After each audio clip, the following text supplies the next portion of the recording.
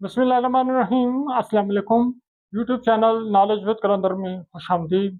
आज के इस लेक्चर में हम फर्स्ट ईयर उर्दू बराए फेडरल बोर्ड उसके पेपर पैटर्न को डिस्कस करेंगे। स्पेशली सेक्शन ए के हवाले से बच्चों को बहुत ज़्यादा कंफ्यूजन होती है कि ग्रामर को कहाँ से कवर करना है। तो इस वीडियो में ए टू जेड आपको सब क्लियर हो जाएगा कि आपने ग्रामर में क्या कवर करना है और कहाँ से कौन सा सवाल कहाँ से आएगा, उसमें क्या सवाल पूछा जाएगा। तो सेक्शन ए के हवाले से ये बहुत अहम है। सेक्शन बी और सी पर भी है एक नज़र डालेंगे। तो जो ना हमारा फर्स्ट ईयर उर्दू का पेपर फेडरल बोर्ड का, इसमें हमारे पास टोटल हमारे पास 100 मार्क्स हैं। मार्क्स डिस्ट्रीब्यूशन इस तरह है कि जो सेक्शन ए है, इस सेक्शन ए में आपसे 20 सवाल पूछे जाएंगे। इसके 20 नंबर हैं और ये 20 के 20 सवाल ग्रामर में से आएंगे। आपको सारी ग्रामर कवर नहीं करनी, कुछ सिलेक्टेड 5-6 टॉपिक्स हैं वो अपने ग्रामर के कवर करने हैं, तो सेक्शन ए आपका जो है वो सारा जो है वो कवर हो जाएगा। मैं डिटेल से आपको इसमें समझाता हूँ।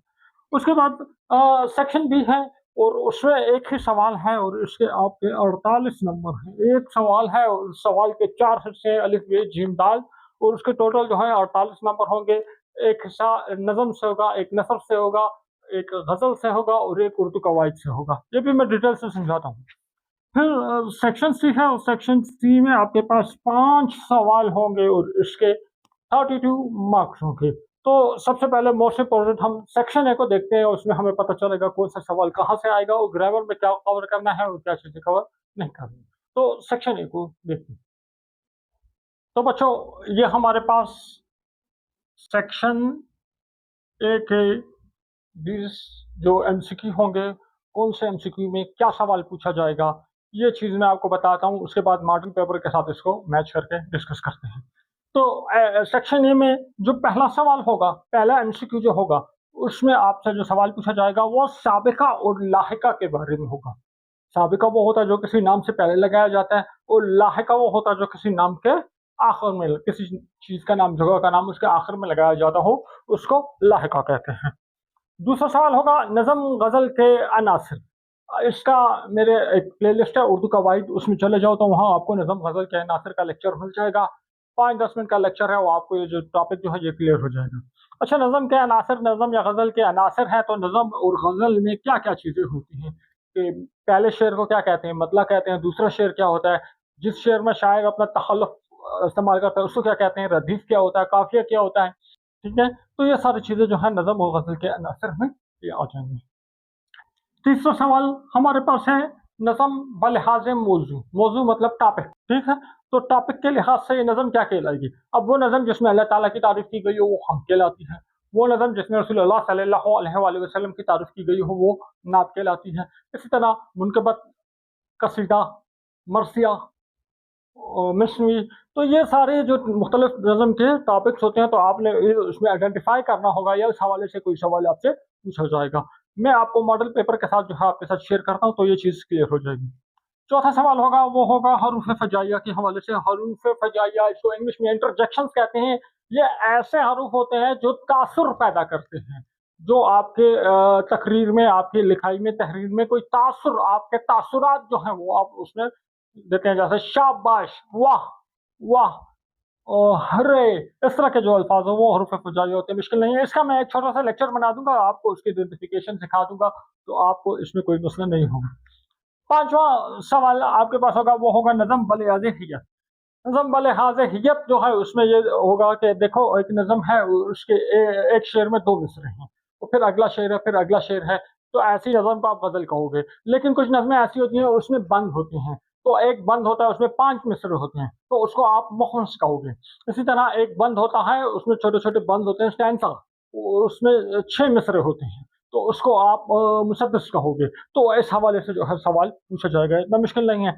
सवाल नंबर 6 दोबारा हरूफ हिजाइया के हवाले से जो है इसमें आएगा। सवाल नंबर 7 इसमें आपके साथ मुरक्कब नाक़िस, इसकी इक़साम के बारे में पूछा जाएगा, आपने उसकी इक़साम को आइडेंटिफ़ाई करना होगा। सवाल नंबर 8 दोबारा नज़म बलिहाज़ मौज़ू है, यानी ये नज़म है, उसका टॉपिक है, उसमें अल्लाह ताला की तारीफ़ की गई है, तो ये नज़म क्या कहलाएगी? ये नज़म हम्द कहलाएगी। इस तरह का कोई सवाल होगा, तो किसी भी मौज़ू के हवाले से होगा। और ये जो है नज़म गज़ल के अनासर वाला इसका लेक्चर जो है वो आप देख लो, तो उसमें आपको ये चीज़ें जो है ये भी आपको वहाँ कवर हो जाएँगी। इसके बाद एक और अगला सवाल हरूफ़ हिजाइया दोबारा एमसीक्यू नंबर 9 हरूफ़ हिजाइया के हवाले से पूछा जाएगा। एमसीक्यू नंबर 10 में दोबारा हरूफ़ हिजाइया के हवाले से पूछा जाएगा। एमसीक्यू नंबर 11 नज़म गज़ल के अनासर, नज़म के अनासर क्या होते हैं, मक़ता क्या होता है, मक़ता क्या होता है, यही चीज़ जो है दोबारा रिपीट हो रही है। एमसीक्यू नंबर 12 इसमें आपने फ़नी महासिन की शिनाख्त करनी होगी, असनाफ़ नज़म के महासिन की शिनाख्त, यानी ये जो शेर होगा इसमें कौन-सा फ़नी महासिन इस्तेमाल हुआ है। सिलेबस के मुताबिक आप लोगों ने इस्तारा, अरकान इस्तारा, तशबीह, अरकान तशबीह, मिजाज मुरसल, किनाया, ये जो हैं ये आपको कवर करने हैं। इसके अलावा जो और जो होते हैं, तो उनको भी आप थोड़ा बहुत देख लें, हो सकता है वहाँ से भी कोई सवाल आ जाए। तो फ़नी महासिन की आपने जो है शिनाख्त करनी होगी। एमसीक्यू नंबर 13 जुमले की साख्त, सेंटेंस स्ट्रक्चर, तो इसमें एक सेंटेंस जो होगा, उसमें कोई मिस्टेक होगी वो आपने ढूँढनी होगी। एमसीक्यू नंबर 14 जो है वो असनाफ़ नज़म के महासिन जो है उस हवाले से पूछा जाएगा कि आपको एक नज़म जो है दी जाएगी, उसके फ़नी महासिन वही चीज़ें फ़नी महासिन आपने शिनाख्त करनी होंगी। एमसीक्यू नंबर 15 में फिर नज़म और गज़ल के अनासर जो हैं इसके हवाले से पूछा जाएगा कि उसमें जो हैं एक नज़म में वही चीज़ें मैं यहाँ एक्सप्लेन कर चुका हूँ। एमसीक्यू नंबर 16 अल्फाज मुतज़ाद वर्ड अपोज़िट इस हवाले से आएगा, यानी या 2 अल्फाज होंगे, आपने बताना होगा ये कौन से जो पेयर हैं वो एक दूसरे के अपोजिट है। किसी भी किस्म का सवाल हो सकते हैं। एमसीक्यू नंबर 7 फनी महासिन की आइडेंटिफिकेशन करनी होगी। एमसीक्यू नंबर 8 मुतरादिफ अल्फाज, यानी एक जैसे अल्फाज, यानी ये पेन है, तो इस पेन के लिए एक और लफ्ज़ इस्तेमाल होता है, उसको कहते हैं कलम। यानी कलम हो, पेन हो, दोनों हो, वो एक ही चीज़ होगी। तो ऐसे अल्फाज को मुतरादिफ अल्फाज कहते हैं, तो आपने मुतरादिफात को पहचान करनी होगी। सवाल नंबर 19 एक बार फिर से आपने फ़नी महासिन जो है उसकी शिनाख्त करनी होगी। और सवाल नंबर 20 तज़कीर और तानीस के हवाले से, यानी मुज़क्कर और मुअन्नस की जो है आइडेंटिफिकेशन आपने करनी होगी। आप में मॉडल पेपर, मॉडल पेपर जो ऑफिशियल बोर्ड का मॉडल पेपर है, फेडरल बोर्ड का, वो आपके साथ शेयर करता हूँ और उसमें ये सवालात जो हैं ये आपको देखता हूँ, ताकि आपको दिखाता हूँ, ताकि आपको अच्छी तरह से क्लियर हो। तो इस वक़्त मेरे टैबलेट की स्क्रीन पर जो है मॉडल पेपर जो है वो ओपन है, तो ये आपको यहाँ पे नज़र आ रहा होगा। मैं स्क्रीन शेयर कर देता हूँ। अब हम इन सवालात को देखते हैं और इसमें हमारा पहला सवाल साबिक़ा और लाहिक़ा के हवाले से। तो आप ये देखो मॉडल पेपर में पहला सवाल ये दिया हुआ है, ज़रूरतमंद में मंद कवाइद की रूह से क्या है? मंद, देखो बाद में आया ज़रूरतमंद, बाद में होता है वो लाहिक़ा होता है, तो इसका दुरुस्त जवाब है लाहिक़ा। दूसरा सवाल होगा गज़ल के अनासर के हवाले से होगा। अब गज़ल के आखिरी शेर जिसमें शायर अपना तख़ल्लुस इस्तेमाल करे क्या कहलाता है? तो आखिरी शेर जिसमें शायर जो है अपना तख़ल्लुस इस्तेमाल करता है उसको मक़ता कहते हैं, वहाँ से जो है ये नज़म जो है गज़ल जो है वो ख़त्म हो जाती है। तीसरा सवाल होगा नज़म बलिहाज़ मौज़ू, यानी वो नज़म किस टॉपिक पे है? अब ये देखो, एक सनफ़ सख़न मुसलसल नज़म जिसके हर शेर के दोनों मिसरे हम काफ़िया हों और हर दूसरे शेर में काफ़िया बदल जाए। दोनों मिसरे हम काफ़िया हों, ठीक है? और हर शेर में दोनों मिसरे हम काफ़िया हों और हर शेर के बाद जो काफ़िया बदल जाए, ऐसी नज़म को मिसनवी कहते हैं। ये मिसनवी हो गई। चौथा सवाल होगा रूफ़ वजाइया के हवाले से, शाबाश अली तुमने कमाल कर दिया। अब शाबाश क्या है? शाबाश इस जुमले का हिस्सा नहीं है, लेकिन शाबाश से मेरे जज़्बात का इज़हार हो रहा है, पता चल रहा है कि मैं बहुत खुश हूँ। ठीक है? शाबाश अली तुमने कमाल कर दिया। तो ये हरूफ़ हिजाइया होगा। अच्छा, अब ये हरूफ़ हिजाइया उसकी ये इक़साम दी हुई हैं, तो आपने सिर्फ़ हरूफ़ हिजाइया नहीं उसकी किस्म भी आपने जो है वो बतानी है, कौन-सी किस्म उसमें है।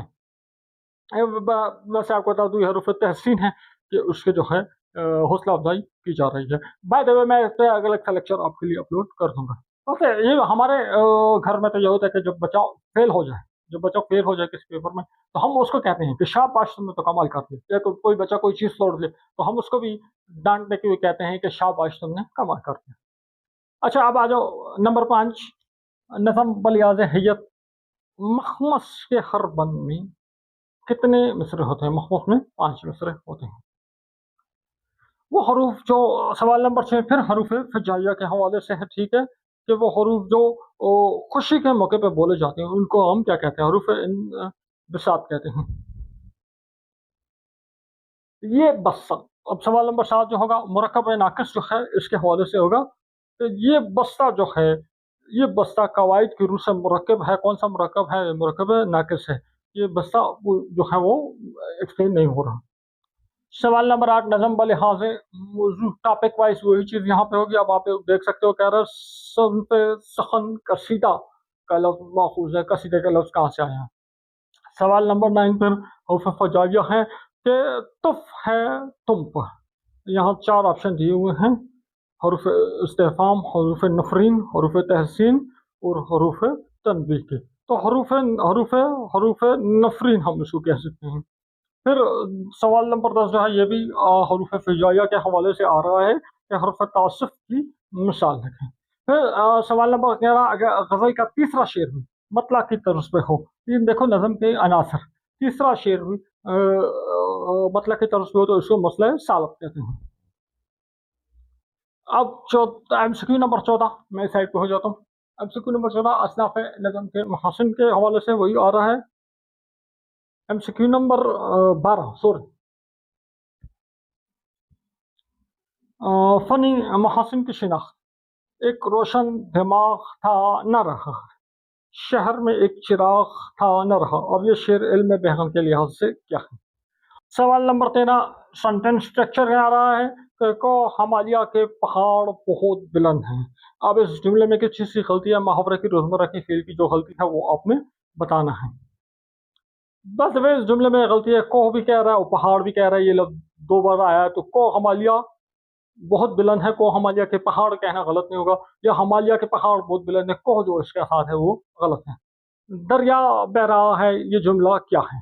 सवाल नंबर 14 असनाफ़ है अच्छा नज़म के महासिन, असनाफ़ नज़म के फ़नी महासिन जो है इस हवाले से आएगा। अब दरिया बह रहा है, ये जुमला क्या है? ठीक है? तो दरिया तो नहीं बह रहा होता, पानी बह रहा होता है, तो इसको जो है हम मजाज़न मुरसल कहेंगे। ग़ज़ल के मुकम्मल होने का एहसास दिलाता है नज़म ग़ज़ल के अनासर। तो ग़ज़ल कहाँ मुकम्मल होती है? मक़ता जो है वहाँ पे नज़म मुकम्मल हो जाती है। एमसीक्यू नंबर 16 अल्फ़ाज़ मुतज़ाद होगा, आप देख सकते हो। अल्फ़ाज़ मुतज़ाद की जोड़ी जो है वो आपने तलाश करनी है। सवाल नंबर 17 फ़नी महासिन होंगे। मेरे सफ़ेद बालों का कुछ ख़याल रखो। अब इसमें कौन-सी खूबी जो है इल्म बयान की वो आपने देखनी है। सवाल नंबर 18 मुतरादिफ़ अल्फ़ाज़। बशर इंसान दोनों अल्फाज बाहम हैं। बशर और इंसान दोनों एक ही के लिए इस्तेमाल होते हैं, तो ये मुतरादिफ हैं। सवाल नंबर 19 फ़नी महासिन की फिर शिनाख्त करनी है। तशबीह में किसी चीज़ को दूसरी चीज़ की मानद करार दिया जाता है, किस बात पे मुश्तरका सबके बनाते हैं। सवाल नंबर 20 तस्गीर तानीस। उसने दुकान से 1 किलो दही खरीदा। आप तस्गीर और तानीस किससे वाज़ा है? तो उस दही की तस्गीर और तानीस जो है कि दही मोनस है, मुज़क्कर है। तो देखो अगर दही खरीदा तो दही मुज़क्कर है, दही खरीदी होता तो फिर वो मुअन्नस होता। तो किससे वाज़ा हो रहा है? खरीदा, इससे जो है ये वाज़ा हो रहा है। तो ये हमारे पास था सेक्शन ए। इस हवाले से मैं एक और आपको टिप जो है वो देता हूँ।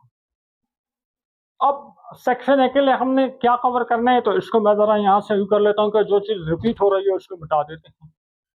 साबिक़ा लाहिक़ा निज़्म के अनासर नज़म बलिहाज़ मौज़ू हरूफ हिजाइया और नज़म बलिहाज़ हैयत, ये हरूफ हिजाइया एक बार आ चुका है।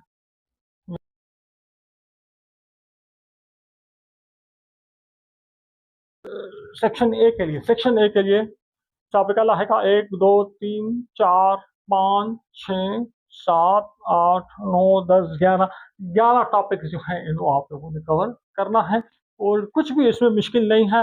सिर्फ़ आपने सीखने जो होंगे नज़म गज़ल के अनासर, इसका मेरा एक लेक्चर मौजूद है। हरूफ हिजाइया इसका लेक्चर मैं अपलोड कर दूँगा। नज़म बलिहाज़ हिय्यत ये मैंने सॉल्व एक्सरसाइज़ है, सॉल्व एक्सरसाइज़ उसके एंड में। तो मैंने जो एक्सरसाइज़ सॉल्व की है उसके एंड में मैंने डिटेल से समझाया हुआ है। अगर आप बुक की एक्सरसाइज़ देख लो तो उधर इसके एंड में भी डिटेल से लिखा होगा।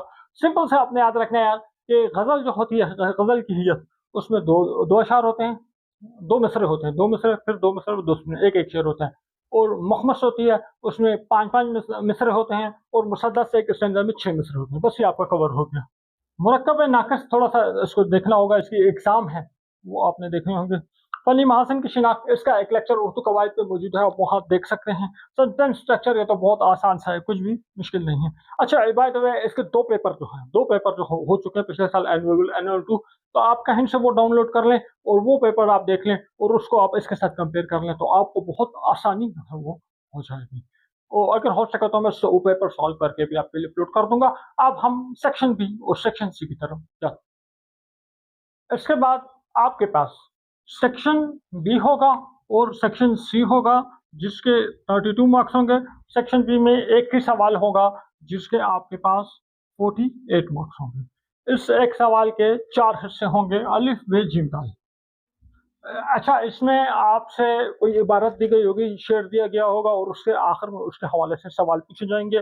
पहला सवाल होगा, उसमें एक नसर दी गई होगी, नसर के हवाले से नसर पारा दिया गया होगा और उसके आपने जो आखिर में जो है सवालों के जवाब, एक पैराग्राफ दिया होगा, वो आपने उसको पढ़ना होगा और उसके बाद आपसे उस जो है सवालात पूछे जाएँगे। 6 सवालात जो हैं आपसे पूछे जाएँगे और हर सवाल के 4 नंबर होंगे, तो टोटल आपके इधर 24 नंबर जो है इसके हो जाएँगे। ये बहुत इम्पोर्टेंट है, बहुत ही अहम है आपके पास, ठीक है? उसके बाद अलिफ के बाद इसका हिस्सा बे होगा। हिस्सा बे में आपके पास नज़्म, नज़्म के हवाले से होंगे। हिस्सा जीम, इसमें ग़ज़ल और हिस्सा दाल, इसमें जो हैं ग्रामर के, कवाइद के जो हैं सवालात पूछे जाएँगे। आप हिस्सा बे जो है, हिस्सा बे में नज़्म के अशआर जो हैं वो आपको दिए गए होंगे और उसके बाद उसमें से आपसे सवालात पूछे जाएँगे। ये मेरे पास यहाँ है नज़्म का कोई अशआर, कोई पैराग्राफ कोई दिया गया होगा और उसमें आपको 3 सवालात जो है पूछे जाएँगे, 3 सवालात के जवाबात देने होंगे और टोटल उसके आपके पास 12 मार्क्स होंगे।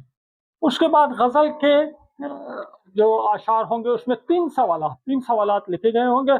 आपने सिर्फ़ 2 सवालों के जवाब देने होंगे और 2 मल्टीप्लाई 2 यानी इसके 4 मार्क्स इसके होंगे। चौथा सवाल जो है कवाइद के हवाले से होगा और कवाइद के हवाले से 2 सवालात आपसे पूछे जाएँगे। एक सवाल के 4 नंबर होंगे और टोटल इसके जो हैं 8 मार्क्स जो हैं आपके होंगे। तो ये आपके 48 मार्क्स कंप्लीट होंगे।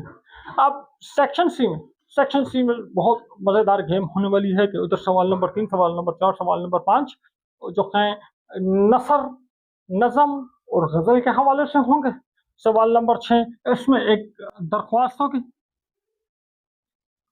और सवाल नंबर 7 जो है इसमें एक रिपोर्टाज जो है वो आप लोगों ने लिखनी होगी। दरख्वास्त जो है इसके भी 5 मार्क्स होंगे और रिपोर्टाज जो है इसके भी 5 मार्क्स होंगे। रिपोर्टाज कैसे लिखें, इस हवाले से एक गाइडलाइन लेक्चर मैंने अपलोड किए हुए हैं, आप उसको देखें तो आपके जो सवालात हैं वो कवर हो जाएँगे। अब सवाल नंबर 3 जो है इसमें आपने नसर की तशरीह करनी होगी। नसर का कोई पैराग्राफ दिया गया होगा, आपने उसकी तशरीह करनी होगी, आपने उसके जो है सियाक व सबाक बताने होंगे, हवाले मतन भी बताने होंगे, उसकी आपने जो है तशरीह जिस तरीके से होती है, वो आपने करनी होगी। एक छोटा-सा गाइडलाइन लेक्चर लगाया था सेकेंडरी वालों के लिए था, आप भी देख सकते हैं नसर की तशरीह कैसे करें, आपको बहुत अच्छी तरह क्लियर हो जाएगा। सवाल नंबर 4 जो होगा इसमें नज़म की जो है आप लोगों ने तशरीह करनी होगी और सवाल नंबर 5 जो है इसमें ग़ज़ल के जुज़ की तशरीह जो है आप लोगों ने करनी होगी। इसमें इस तरह होगा कि ग़ज़ल के आपको 3 अशआर होंगे, इनकी आप लोगों ने तशरीह करनी होगी। एक-एक शेर जो है उसका 3-3 नंबर जो होंगे, तो 3 अशआर हैं उसकी आपने तो 6 मार्क्स हैं और जो नज़म की तशरीह है इसके हमारे पास 7 मार्क्स हैं और जो ग़ज़ल के 3 अशआर होंगे इसके हमारे पास 9 मार्क्स हैं। तो आप मॉडल पेपर या पास्ट पेपर जो है आप लोग देख लें, तो उसके बाद आपको ये चीज़ें बहुत अच्छी तरह क्लियर हो जाएँगी। तो मेरी ये एडवाइस यही टिप है आपको कि टाइम मैनेजमेंट पे आप लोगों ने काम रखना है, टाइम को आप लोगों ने रखना है कि आज बहुत से बच्चों के साथ यही मसला आ जाता है कि आखिर में आ जाते हैं, तो टाइम का जो है वो बचता नहीं है। ठीक है, तो यहाँ आप लोगों ने स्पीड लगानी होगी, जल्दी करनी होगी और टाइम को अपने हिसाब से डिवाइड रखना होगा, कोशिश करनी होगी कि आखिरी सवालों के लिए आपके पास जो है मुनासिब वक़्त जो है रिपोर्टाज सबसे आखिर में लिखनी है और इसके लिए आपके पास इतना वक़्त बच सके कि आप जो है उसके जो कंप्लीट इसको कर सकें। तो इस हवाले से कोई सवाल हो तो आप कमेंट सेक्शन में पूछ सकते हैं। वीडियो पसंद आई है तो इसको लाइक करें, दोस्तों के साथ शेयर करें और हमारे चैनल को सब्सक्राइब करें। नेक्स्ट वीडियो में मुलाकात होगी, अपना ख्याल रखिएगा। अल्लाह